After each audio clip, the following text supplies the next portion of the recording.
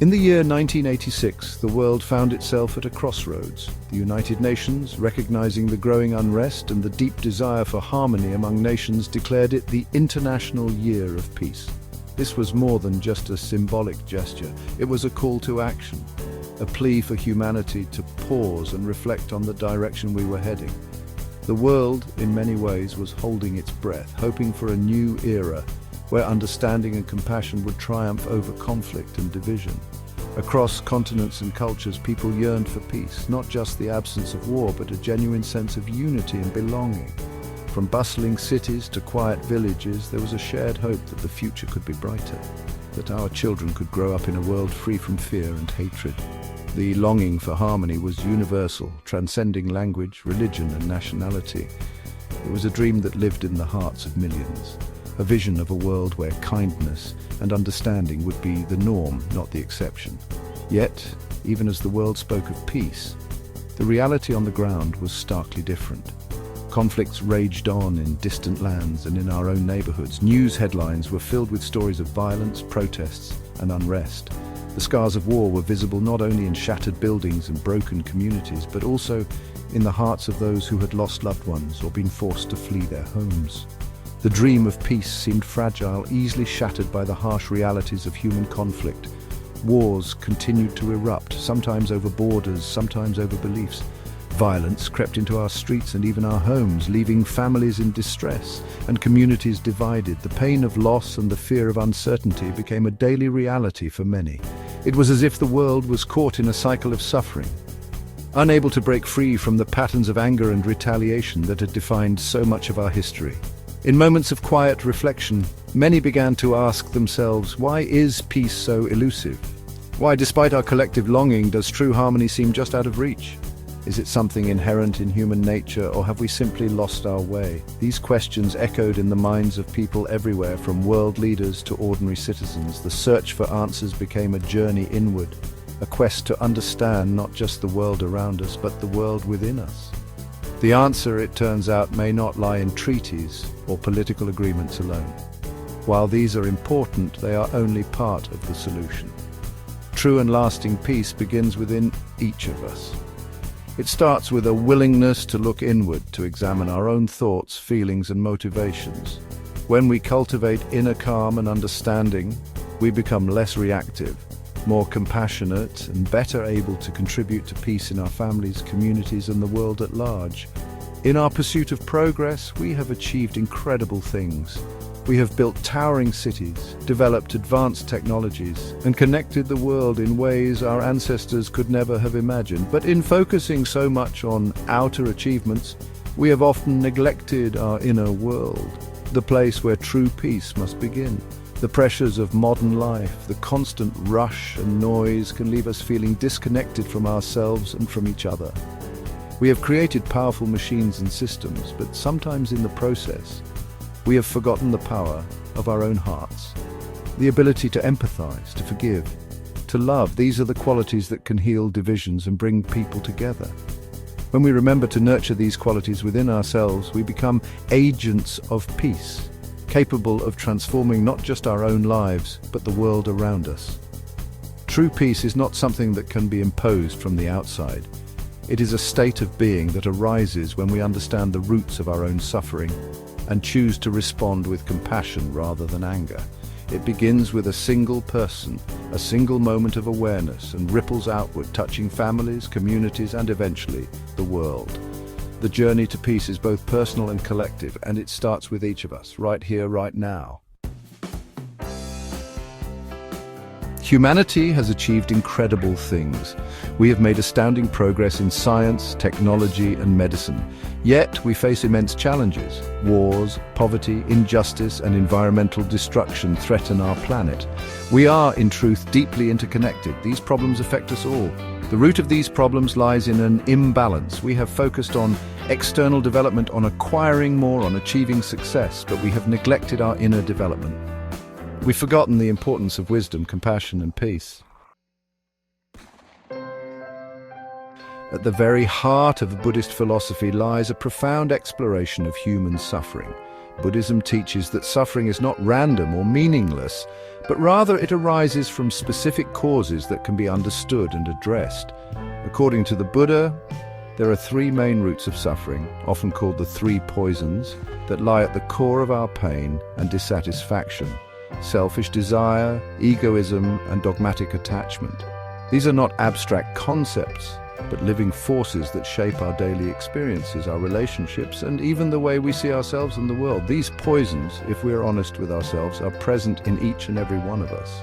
They are not flaws unique to a few, but universal tendencies that all humans share. Whether we are aware of them or not, they influence our thoughts, our emotions, and our actions, often leading us down paths of conflict, restlessness, and unhappiness. The three poisons fuel our conflicts, both within ourselves and with others. They are the hidden forces behind arguments, misunderstandings, and the inability to find lasting peace. When we look at the world around us, from global disputes to personal disagreements, we can often trace the roots back to these very causes. The first root, selfish desire, is the craving for pleasure, possessions, and experiences. It is the constant urge to acquire more, to seek satisfaction in things outside ourselves. This desire can manifest in countless ways through materialism, addiction, or even the simple longing for recognition and approval. Selfish desire keeps us trapped in a never-ending cycle of wanting and grasping. No matter how much we obtain, the feeling of lack persists, driving us to chase after the next thing and the next, never truly finding contentment. This endless pursuit can leave us feeling empty, anxious, and disconnected from what truly matters. The second root, egoism, is the obsession with ourselves, our status, our image, and our opinions.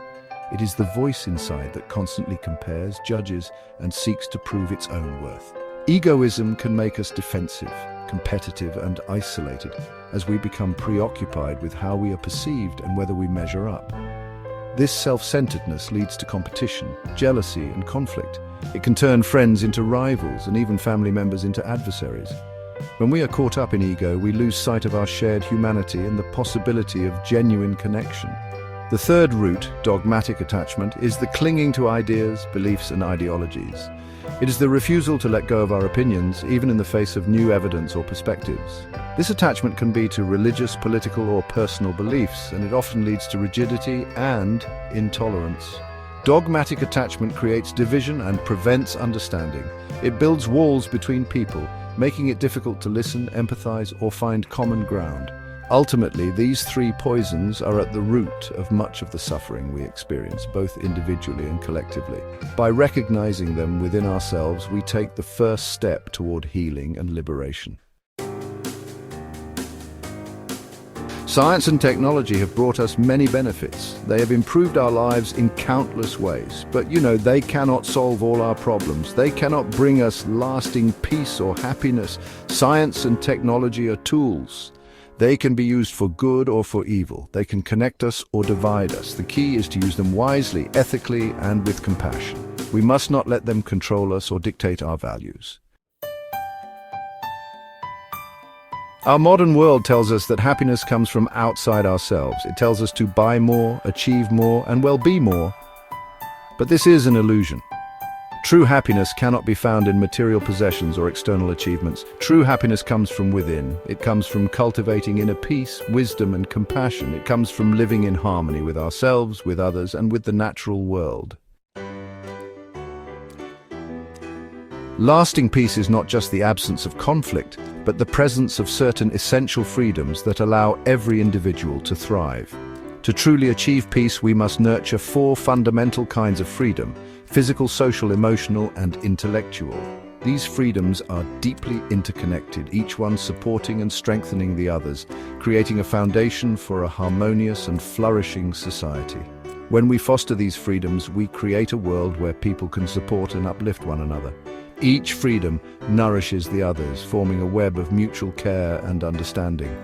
Without one, the others are weakened. Together they form the bedrock of a peaceful community. Physical freedom is the most basic and essential. It means having our fundamental needs met: access to nutritious food, clean water, safe shelter, reliable healthcare, and personal safety. When people are free from hunger, illness, and danger, they can focus on building better lives for themselves and their families. Physical freedom is the starting point for all other freedoms because without it, people cannot fully participate in society or pursue their dreams. Social freedom is about living in a just and equitable society. It means being free from oppression, discrimination, and injustice regardless of one's background, beliefs, or identity. Social freedom allows people to express themselves, participate in their communities, and have equal opportunities. It is the freedom to belong, to be treated with dignity, and to have a voice in shaping the world around us. Emotional freedom is the ability to live without being controlled by negative emotions like fear, anxiety, anger, and hatred.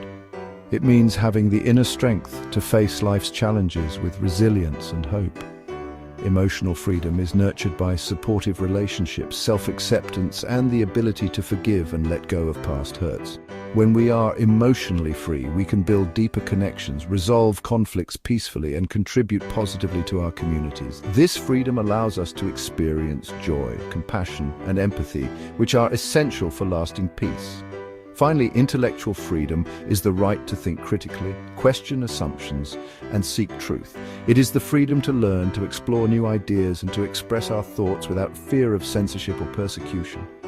Intellectual freedom empowers us to innovate, solve problems, and make informed decisions. When people are intellectually free, societies can progress and adapt to new challenges. Together, these four freedoms form the pillars of lasting peace, enabling individuals and communities to reach their fullest potential. Education is essential for peace, but true education is not just about acquiring knowledge or skills, it is about developing the whole person, body, speech, and mind. We need an education that cultivates wisdom and compassion, an education that teaches us to live ethically, to care for the environment, and to build a more just and peaceful world. We need an education that helps us to understand ourselves and our place in the world. Buddhism offers a path to inner transformation and lasting peace. This path is open to everyone, regardless of their background or beliefs. It is a path of practice, of cultivating mindfulness, compassion, and wisdom. Meditation is a central practice in Buddhism. It helps us to calm our minds, to develop concentration, and to cultivate awareness. Ethical living is also essential. By living ethically, we create peace within ourselves and in the world around us. The world is longing for peace. But peace will not come from outside. It must begin within each of us. It starts with understanding the roots of our suffering and cultivating inner peace. We all have the capacity for peace within us. Let us cultivate this peace. Let us share it with others. Let us work together to create a more just and peaceful world for ourselves and for generations to come.